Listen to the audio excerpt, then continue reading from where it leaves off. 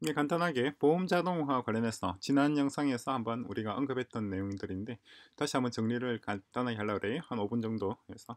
보험 자동화라고 하는 건 뭐냐니까 모든 국민에 대해서 모든 종류의 보험을 무차별적으로 적용할 수 있는 겁니다. 그러니까 지금의 건강보험 같은 경우가 모든 국민이 의무적으로 가입해야 되는 보험이잖아요. 건강보험.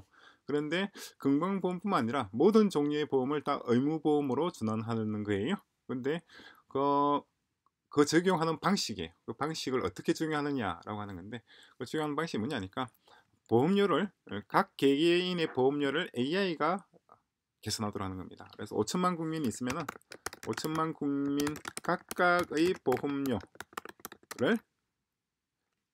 다르게 차등하는, 5천만 명이 있으면 5천만 개의 서로 다른 보험료가 있을 수 있죠.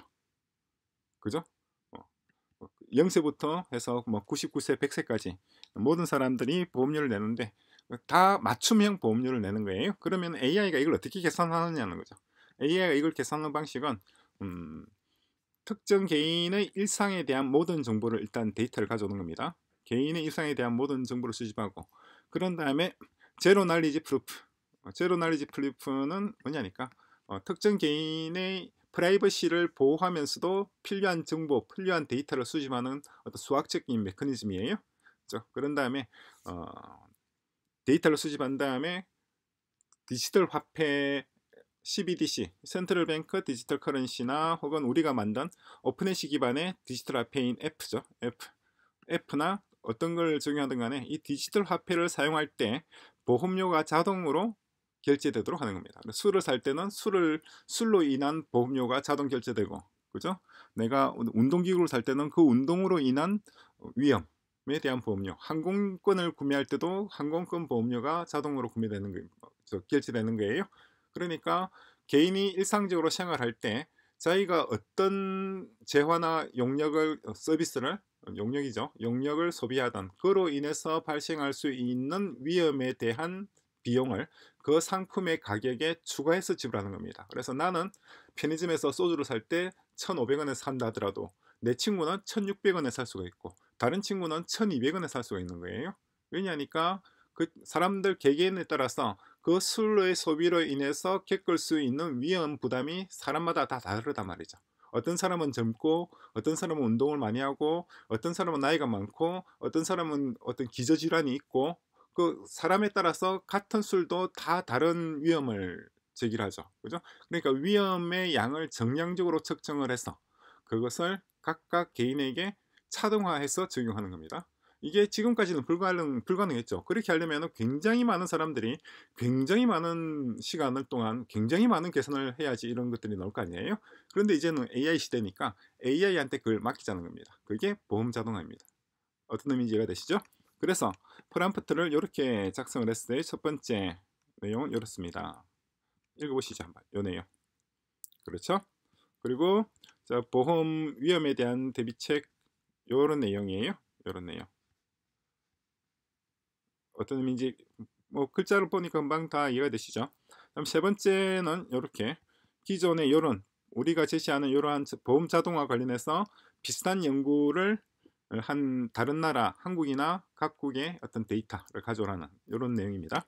그래서 물어봤더니 이 알완이 대답한 내용이 있고 그 다음에 그록3도 같이 썼어요. 이번에는 그록3를 쓴 이유가 알완은 낮에는 잘 동작을 안 합니다.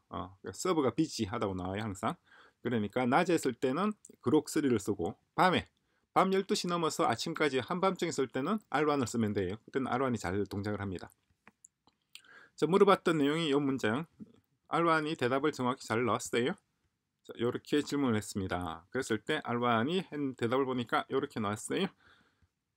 정말 좋아요.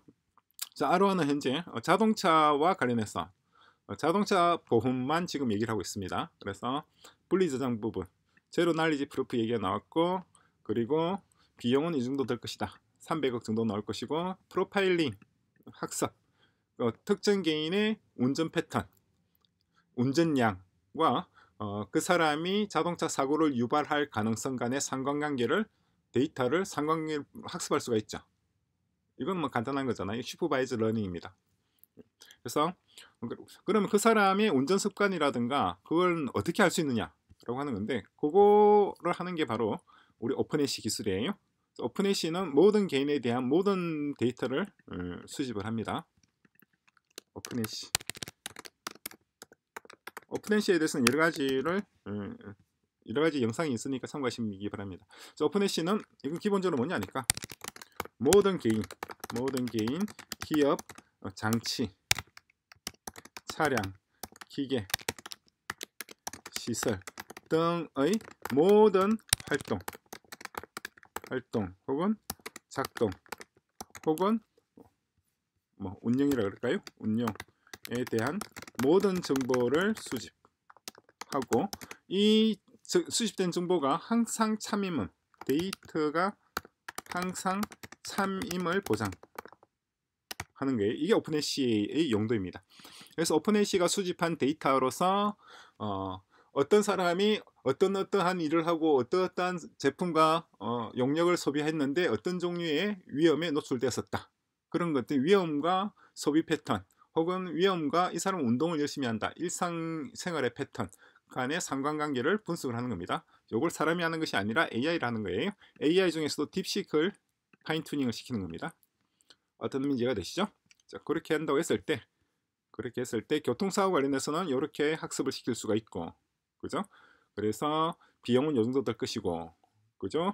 그리고 1000만 명의 거래 운전 데이터, 사고 위험 예측 모델, 지금 자동차만 가지고 얘기를 하는 거, 차량 보험만 가지고, 다른 건 빼고, 그래서 이 사람이 교통법규를 얼마나 위반한 적이 있지, 밤에 운전을 얼마나 하는지, 밤에 운전을 많이 하면 많이 할수록 보험료를 좀 할증한다고 해야 되나요? 할증하는 것이고, 그래서 사고 예측 모델을 만들고 그런 다음에 그것을 실제로 적용하고 할 때 비용이 얼마나 들고, 이렇게 되는 거예요. 자, 요렇게 해서 기본적인 내용이 나온 겁니다.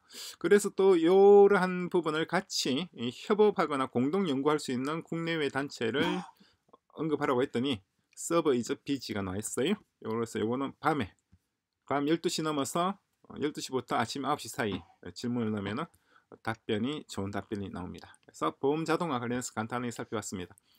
요거는 요 보험을 자동화하기 위해서는 두 가지 요건이 있어야 됩니다. 두 가지 요건이 뭐냐니까 모든 개인과 기업이 디지털 화폐를 사용해야 돼요.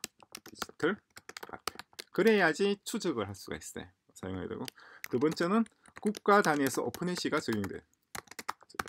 오픈애쉬는 모든 사람에 대한 모든 것을 기록하는 방식이에요. 이렇게 되면은 결과적으로 보험 자동화가 가능하다 하는 겁니다. 보험 자동화라는 것은 수익자 부담의 원칙이에요. 이걸 수익자 부담의 원칙, 기본적으로 수익자 부담의 원칙입니다. 앞으로 보험으로 인해서 그 사람이 받게 될 보상에 상응하는 비용을 지금 지불하라는 거예요. 어떤 의미가 되시나요? 방금 제가 했던 말은 너무 제가 생각해도 아주 정확한 말입니다. 적어 볼게요. 앞으로 그 사람이 보험으로 받게 될 이익 혹은 보상이죠. 보상에 상응하는 비용을 현재 지불하라는, 앞으로 미래죠. 미래에 그 사람이 보험으로 받게 될 이익이나 보상에 상응하는 비용을 현재 지불하라는 건데, 그 현재 얼마를 지불해야 될 것인가, 그 금액을 누가 계산하느냐니까 계산을 딥시크에게 맡긴다는 겁니다. 이건 사람이 할 수가 없어요. 프로그램도 할 수가 없습니다. 그냥 AI로만 가능하고, AI 중에서도 오픈소스로 소스가 공개되어 있는 딥시크를 활용해서 우리가 처리를 할 수 있지 않겠는가 라고 해서 보험 자동화 부분을 정리를 한 겁니다.